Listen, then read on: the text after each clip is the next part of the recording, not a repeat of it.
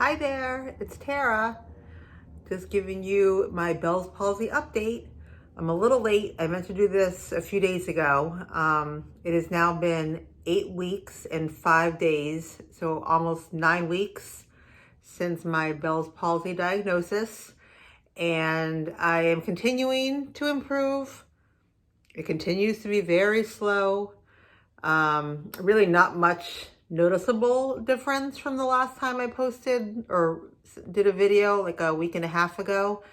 I would say, gosh, probably a little bit more movement in my eye when I blink. Let me see. A little more fluttering there, a little bit more easy to notice when that happens. I think my speech is not a lot better, it's better. I still have a little bit, and I think it's more noticeable to me than to anybody else, but I could just tell that like the words are not forming or coming out of my mouth the way they naturally would, but it's definitely an improvement and probably even an improvement over last week. One thing that's kind of interesting that I've had for a couple weeks now is definitely a lot more kind of, I don't know, spasm type movements in my face, like kind of I don't know what the word for it. It's like a spasm almost. When I massage, like when I'm in the bathroom washing my face and just massaging my face. On this side, if I might be able to do it, especially right around my nose here, if I really massage it, I can feel, you probably can see it, the muscles kind of like twitch or spasm, and it causes my mouth to like come up in this weird angle, this weird, very unnatural angle. I don't think it's really happening right now. Actually, one thing that I have noticed over the past week that's improved is a lot less kind of tenderness.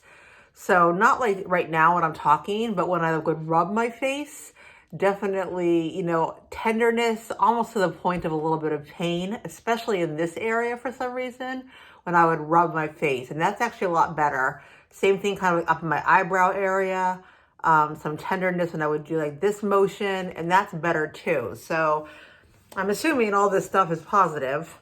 Less tenderness, less pain, you would think has to be positive.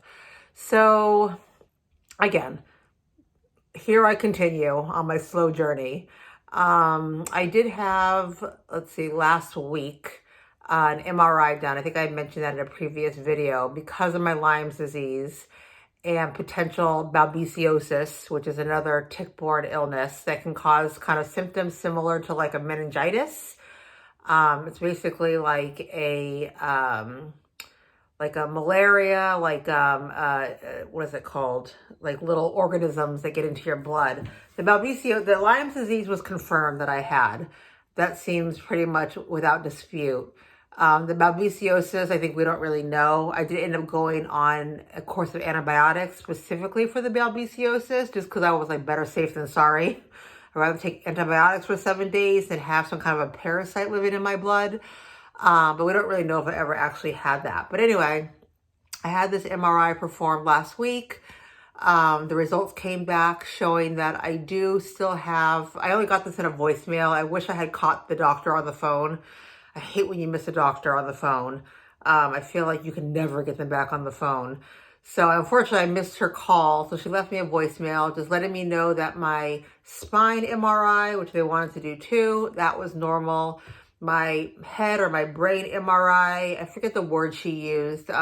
She didn't say the brain was abnormal, but she basically said there were abnormalities there, likely due to the inflammation caused by the Lyme's disease, and that they want me to repeat the MRI in 2 months, and hopefully that inflammation has gone away on its own. So I guess one, I was very relieved that I didn't have something worse going on.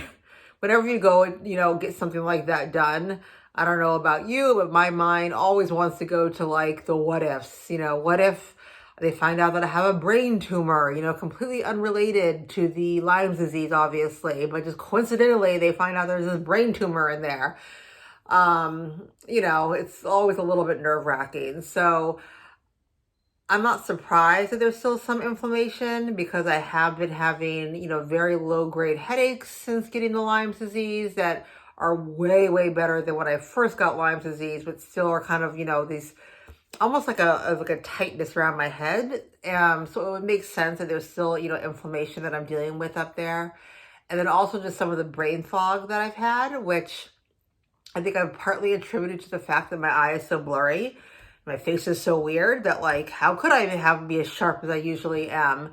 But it also makes sense that could have something to do with this inflammation. So the good thing is that I feel like, it could be a placebo effect, but I feel like since getting that call back from the doctor, I feel like that kind of feeling of this mild headache or kind of weird feeling in my head and the brain fog are slowly, gradually getting better.